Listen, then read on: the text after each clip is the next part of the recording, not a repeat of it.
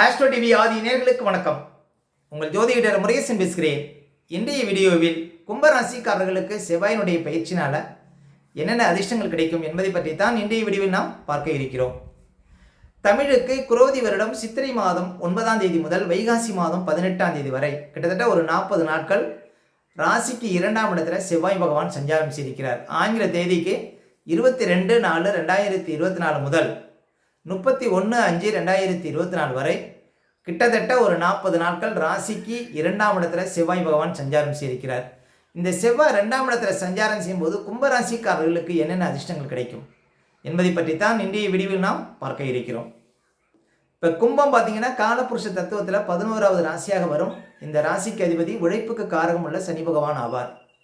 கும்பராசிக்குள் அவிட்டம் நட்சத்திரம் 3ஆம் பாதம் 4ஆம் பாதம், சதய நட்சத்திரம் 4 பாதங்களும், புரட்டாதி நட்சத்திரம் முதல் 3 பாதங்களும் இந்த ராசிக்குள் வரும்.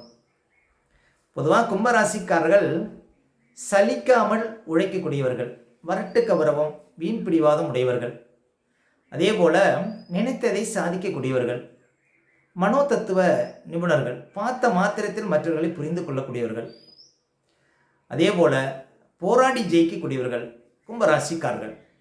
சரி, கும்பராசிக்காரர்களுக்கு இந்த செவ்வாயினுடைய பயிற்சி எப்படி இருக்கும்? என்ன சொல்ல போனால் செவ்வாயை பற்றி ஒரு சில வரிகள் பார்ப்போம். செவ்வாய் பார்த்தீங்கன்னா காலபுருஷ தத்துவத்தில் முதல் ராசியில் பார்த்தீங்கன்னா ஆட்சி பலம், அதே போல் விருச்சக ராசியில் ஆட்சி பலம், மேஷ ராசியில் மூலத்திரிகோண பலம், அதே போல் மகர ராசியில் உச்ச பலமும் கடகராசியில் நீச்ச பலமும் பெறுவார். இன்னும் சொல்ல போனால் வீர தீரத்திற்கு காரகம் உள்ளவர் செவ்வாய் பகவான். ஒரு மனிதருக்கு தைரியம் வேணும் அப்படின்னா அவர் ஜாதகத்தில் செவ்வாய் நல்ல இடத்துல இருக்கணும், பலமாக இருக்கணும். அதே போல் நல்ல சுறுசுறுப்புக்கு காரகன் பார்த்தீங்கன்னா செவ்வாய் பகவான். நமது உடம்புல ரத்தத்திற்கு காரகன் செவ்வாய். அப்போ நல்ல ரத்த ஓட்டம் ஒருவருக்கு இருக்கணும்னா செவ்வாய் ஜாதகத்தில் பலமாக இருக்கணும். அதே போல் ஒருவர் இளம் வயதிலேயே மிகப்பெரிய அதிகார பதவியில் அமரணும் அப்படின்னா ஜாதகத்தில் செவ்வாய் பலமாக இருக்கணும். 25 வயசுக்குள்ளே ஒரு ஐபிஎஸ், ஐஏஎஸ் இது போன்ற ஒரு உயர்ந்த அதிகார பதவியில் ஒருவர் அமரணும்னா ஜாதகத்தில் செவ்வாய் பலமாக இருந்தால் அமர முடியும். அதே போல் பஞ்சுவாலிட்டி தன்மை இருக்கும் செவ்வாயினுடைய ஆதிக்கத்தில் பிறந்தவங்களுக்கு. நேரத்தை சரியாக பயன்படுத்துவாங்க. அதே போல் ரொம்ப சுறுசுறுப்பாக இருப்பாங்க. மற்றவர்களால் முடியாத காரியங்களை முடித்து காட்டக்கூடியவர்கள் செவ்வாயினுடைய ஆதிக்கத்தில் பிறந்தவர்கள். அதே போல் கம்பீரமாக இருப்பாங்க செவ்வாயினுடைய ஆதிக்கத்தில் பிறந்தவர்கள். நாட்டை பாதுகாக்கக்கூடிய பணிகளில் அதிகம் இருக்கக்கூடியவர்கள் இந்த செவ்வாயினுடைய ஆதிக்கத்தில் பிறந்தவர்கள். இன்னும் சொல்ல போனால் பூமிக்காரகன் செவ்வாய், சகோதரக்காரகன், இளைய சகோதரக்காரகன் செவ்வாய். அதே போல் மின்சாரத்துக்கு காரகம் உள்ளவர் செவ்வாய். சிவில் சார்ந்த பணிகளுக்கு, கனரகம் சார்ந்த துறைகளுக்கு இதெல்லாம் செவ்வாயினுடைய ஆதிக்கம் உண்டு. அதே போல் வருவாய்த்துறையில் அதிகம் இருக்கக்கூடியவர்கள்லாம் இந்த செவ்வாயினுடைய ஆதிக்கத்தில் பிறந்தவர்கள். அப்போ ஜாதகத்தில் செவ்வாய் பலம் பெற்றாலே பாருங்கள், அவர்கள் ஒரு சகலகலா வல்லவர்களாக இருப்பார்கள். நல்ல ஸ்பீடாக இருப்பாங்க, எந்த ஒரு காரியத்தையும் ரொம்ப குயிக்காக முடிப்பாங்க. அப்போ செவ்வாய் பலம் பெற்றாலே பார்த்தீங்கன்னா அவர்களுக்கு எல்லாமே தானாக தேடி வரும். சரி, இந்த செவ்வாயினுடைய பயிற்சி கும்பராசிக்காரர்களுக்கு எப்படி இருக்கும்? இப்போ கும்பராசிக்காரர்களுக்கு பாருங்கள், 22/4/2024 முதல் 31/5/2024 வரை ஒரு 40 நாட்கள் செவ்வாய் ராசிக்கு 2ஆம் இடத்துல சஞ்சாரம் செய்திருக்கிறார். கும்பராசிக்காரர்களுக்கு செவ்வாய் 3க்கும் 10க்கும் அதிபதி.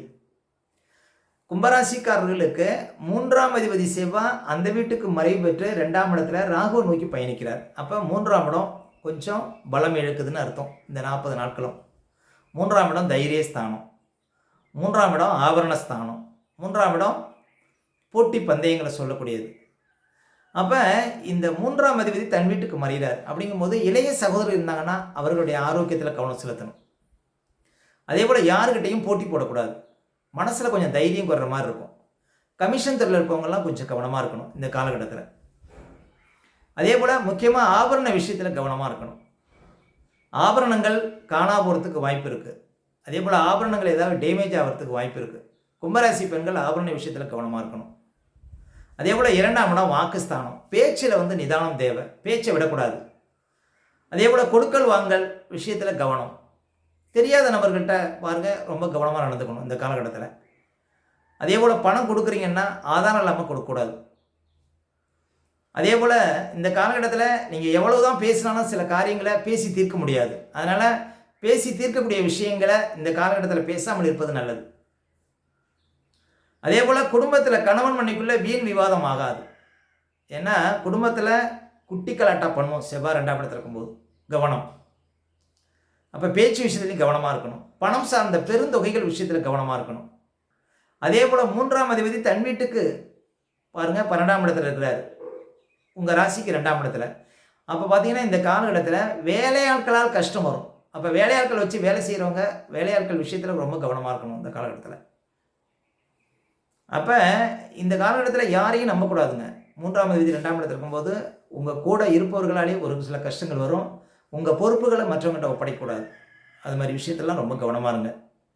அதே போல் கும்பராசி ஆண்கள் பெண்கள் விஷயத்திலையும், கும்பராசி பெண்கள் ஆண்கள் விஷயத்திலையும் கவனமாக இருக்கணும்.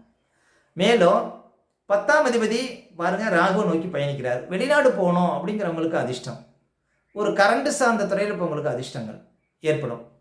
தொழில் மூலம் வருமானம் வரும். ஏன்னா உங்களுக்கு தொழில் ஸ்தானாதிபதி 2ஆம் இடத்துல வருமான ஸ்தானத்தில் இருக்கிறதுனால தொழில் மூலம் வருமானத்தை கொடுக்கும். அப்போ 10ஆம் அதிபதி 2ல் இருப்பது சிறப்பு. ஆனால் 3ஆம் அதிபதி மறைவது பாருங்கள் ரொம்ப கவனம். மனசில் தைரியம்லாம் கொஞ்சம் குறையிற மாதிரி தெரியும். அப்போ 3ஆம் அதிபதி மறையக்கூடிய காலகட்டத்தில் ரொம்ப விழிப்பாக இருக்கணும். கும்பராசிக்காரர்கள் இந்த காலகட்டத்தில் எந்த ஒரு விஷயத்திலும் முக்கியமாக பணம் சார்ந்த விஷயத்தில் ரொம்ப விழிப்பாக இருந்தீங்கன்னா வரக்கூடிய பாதிப்புகளை நம்ம குறைக்க முடியும் அப்படின்னு சொல்லலாம் கும்பராசிக்காரர்களுக்கு இந்த காலகட்டத்தில். அதே போல் கும்பராசிக்காரர்களுக்கெல்லாம் பாருங்கள் ஜென்மசனி நடந்து கொண்டு இருக்கிறது. இந்த இன்னும் சொல்லப்போனால் 7.5 சனியிலே ஜென்மசனி தான் எல்லாருக்குமே பெரிய பாதிப்பை கொடுக்கும். ஆனால் என்னென்னா ஒரு வாழ்க்கையில் அடுத்த கட்ட நிலைக்கு செல்லக்கூடிய வாய்ப்புகள்லாம் நிறைய பேர் கொடுக்கும் இந்த 2வது சுற்று வரக்கூடியவங்களுக்கெல்லாம். இருந்தாலும் சனி இயற்கை பாவக்கிரகம். சனி ஜென்மசனிங்கும் போது எவ்வளோ பெரிய மனிதராக இருந்தாலும் ஜென்மசனி பாடாப்படுத்தும். இது இன்னும் ஒரு வருஷம் இருக்குது. இன்னிலேருந்து பார்த்தீங்கன்னா இன்னும் ஒரு 2025 மார்ச் வரையும் இருக்குது. 2025 மார்ச் வரையுமே கவனம் கும்பராசிக்காரர்கள். முக்கியமாக அந்த சனி யாருடைய நட்சத்திரத்தில் பயணிச்சிட்டாரோ அந்த நட்சத்திரக்காரர்கள் மட்டும் ரொம்ப விழிப்பாக இருக்கணும். அது எந்த பாதத்தில் போகுது அது மாதிரி இருந்தாலே ஓரளவு நம்ம கஷ்டத்தை குறைக்க முடியும். அதே போல் கிட்டத்தட்ட ஒரு வருஷமாக 3ஆம் இடத்துல குரு இருந்தார். மனசில் தைரியத்தெல்லாம் குறைச்சிருப்பாருங்க. நிறைய பேருக்கு வேலை போயிருக்கும். எங்கே போனாலும் இழப்பு ஏமாற்றம் இதெல்லாம் பார்த்துருப்பீங்க. இப்போ குரு 4ஆம் இடத்துக்கு போகிறாரு. ஒரு மே மாதம் 1ஆம் தேதியிலேருந்து ஒரு சில நன்மைகள் உண்டு பாருங்க. கும்பராசிக்காரர்களுக்கு இந்த குரு பயிற்சியும் ஒரு பெரிய மாற்றத்தை கொடுக்க போகுது. அதாவது எப்படின்னா கஷ்டத்துலேருந்து வெளில வந்த மாதிரி இருக்கும். அதுவும் ஒரு சிறப்பு தான். 2ஆம் இடத்துல ராகு இருக்கிறாரு பாருங்க. குடும்பத்தை எந்த விதத்திலும் உங்களுக்கு கெடுக்க பார்ப்பார் ராகு. 2ஆம் இடத்துல இருப்பது. குடும்ப விஷயத்தில் கவனமாக இருங்க. குடும்பத்தில் கணவன் மனைக்குள்ளே கொஞ்சம் ஒற்றுமையாக இருக்க பழகிக்கொள்ளுங்கள் இந்த காலகட்டத்தில். அப்போ வீண் விவாதங்கள்லாம் தவிர்க்கணும். இது போன்ற ஒரு விஷயங்களில் கவனமாக இருந்தீங்கன்னா உங்களுக்கு 2ஆம் இடத்துல ராகுவான கெடுபங்கள் இருக்காது. இன்னும் சொல்ல போனால் நீண்ட காலமாக சேர்த்து வைத்த தனமெல்லாம் அழியக்கூடிய காலகட்டம் அப்படின்னு சொல்லலாம் 2ஆம் இடத்துல ராகு சஞ்சாரம் செய்வது. அப்போ இப்போ செவ்வாய் அந்த இடத்துக்கு வந்திருக்கிறார். இன்னும் சொல்ல போனால் கும்பராசிக்காரர்களுக்கு செவ்வாய் பாவிங்க. அந்த செவ்வாயும் இப்போ அந்த ராகுவோட சேர்ந்துருக்கிறதுனால பணம் சார்ந்த விஷயத்தில் இந்த 40 நாட்களும் ரொம்ப கவனமாக இருக்கணும்.